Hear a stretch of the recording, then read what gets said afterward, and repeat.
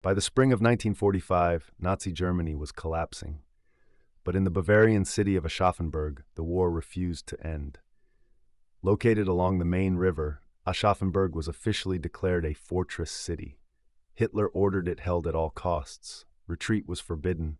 Surrender was treason. What followed was 10 days of brutal street-by-street combat that would virtually erase the city.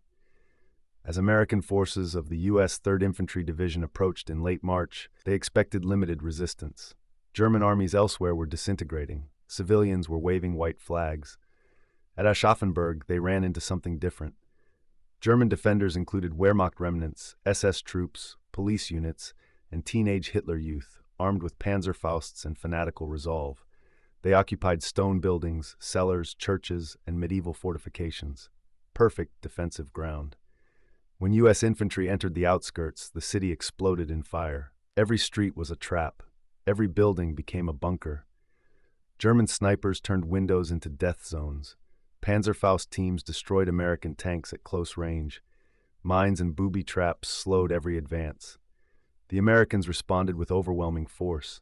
Artillery pounded the city day and night. Tank destroyers blasted buildings point blank.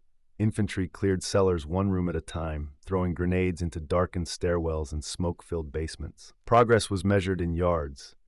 The most ferocious fighting centered on Schloss Johannesburg, a massive stone castle dominating the city. German defenders turned it into a fortress. It took repeated artillery barrages and close-quarters assaults before American troops finally broke through. Civilians huddled in cellars as fires consumed neighborhoods above them. By day 10, Aschaffenburg was nearly unrecognizable. Over 90% of the city center lay in ruins. Hundreds of German defenders were killed. American casualties mounted as well. Only when German ammunition ran out and defenders were buried alive in collapsing buildings did resistance finally crumble. The city fell in early April 1945.